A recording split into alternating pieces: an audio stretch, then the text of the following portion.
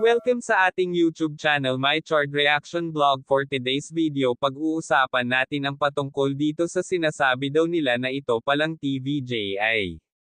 Sabihin na lang natin na gusto ibalik si Alden sa Itbulaga. Ang tanong, papayag naman kaya ang GMA Network sa gusto nag-TVJ na alam naman natin na may kontrata si Alden sa GMA Network? Yun kasi ang alam natin, di ba? At isa pa ang malaking tanong ngayon, na tauhan na kaya sila Tito Vic at Joey kung bakit nila nasabi o natanong kay Maine? Ito lang ang tanong nagbuong bayan, mga ka-Aldob. Bakit kay Maine nila tinatanong si Maine tungkol kay Alden? Di ba dapat tanungin nila ang tuldok GMA tungkol sa bagay na yan? Kasi ito lang ang masasabi ko tungkol dyan sa issue na yan. Si Maine ba ang manager o management ni Alden para tanungin tungkol sa ganyang bagay? Mga sira-ulo ata itong TVJ. Akalain mo yun si Maine pa talaga ang kinausap tungkol kay Alden? Di ba dapat si Alden ang kausapin at yung manager o ang management ni Alden? Kasi depende sa kanila kung papayag sila na nasa TV5 si Alden, di ba mga ka-Aldob? Ganito kasi.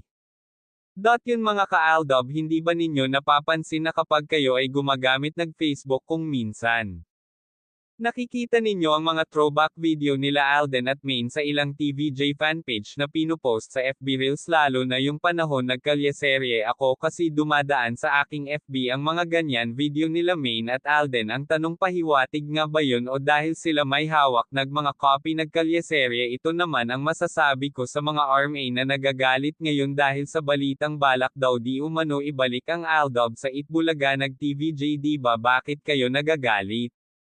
Dahil nilaglag kayo inyong mga kakampi. At ano naman kung gusto nila ibalik ang Aldob, may magagagawa ba kayo tungkol dyan? Kahit ano gawin ninyo, kahit anong sabihin ninyo, yun ang gusto nila. Pero depende pa rin sa GMA kung papayag sila sa gusto nag-TVJ. Pero lagi ninyo tandaan na may malaki pa din kasalanan yang TVJ sa Aldob o kina Maine at kay Alden sa pilitin nila pinaghiwalayhin at gawa mga storya na walang katotohanan. Kahit anong gawin nyo, kahit magalit pa kayo dyan, hindi ninyo kaya patawbin sina Maine at Alden. Kahit magsama pa kayo nag-cat den, wala peren yan, never ninyo masisira sina Maine at Alden. Pasensya kung matagal ang ating update. Alam naman ninyo ako lang kasi gumagawa ng video kaya matagal. Pero bago tayo magtapos, di ba nabalitaan natin na nagkita sina Maine at Catherine sa isang, sabihin na lang natin, na isang event o isang party? Di ba alam naman natin na friends sila, di ba? Kahit may mga isyo na naglabasan sa kanila ngayon yung tungkol kina Alden at Catherine at Maine at kay Arjo Atayde na sinasabi nag-iba na naghiwalay na daw dahil may ibang babae at marami pa. Ito lang ang masasabi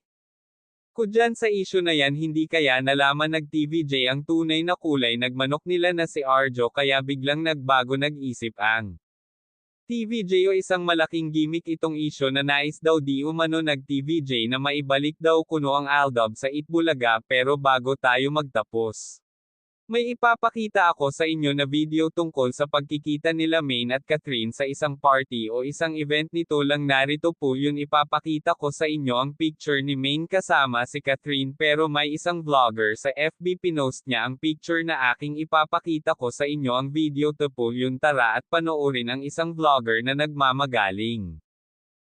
Kasal na si Maine at kaibigan niya si Catherine, kaya wag niyo nang ipilit si Alden kay Maine. Kasal na si Maine at kaibigan niya si Catherine, kaya wag niyo nang ipilit si Alden kay Maine.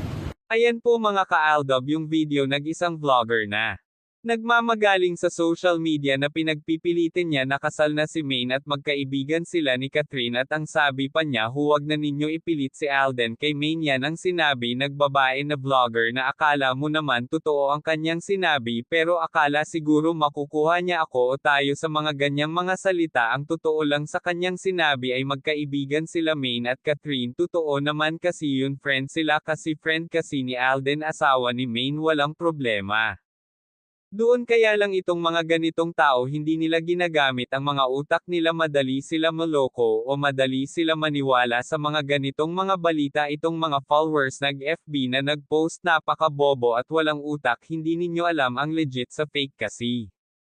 Kaming mga Aldob inaalam muna namin ang totoo bago namin ilabas ang mga ganitong balita, tulad nito hindi ba niya alam ang tungkol sa isang interview ni Alden na sabi ni Alden friends lang sila ni Catherine. Huwag ninyo kalimutan mag-iwan nag-comment sa baba ng ating video. Hanggang dito na lang ang ating video, don't forget to like, share and subscribe mga ka-Aldob.